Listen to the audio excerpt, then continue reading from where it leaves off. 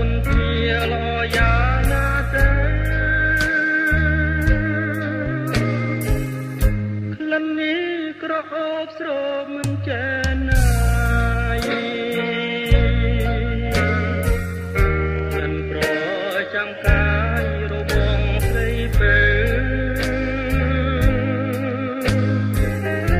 បើសិនជាបានឃើញចានអី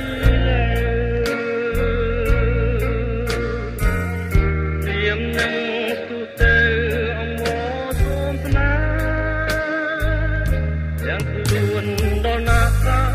ជីវ៉ាបងតាបំណងអូនដេញតាត្រៀមខំត្រាច់ថាមានស្នេហ៍នៅតែស្ងាត់ហ៊ានលឺໄວជាតិនេះប្រាថ្នាស្នេហាម្ចាស់ក្លែងកែវឲ្យបើសិនអូនមិនប្រណេ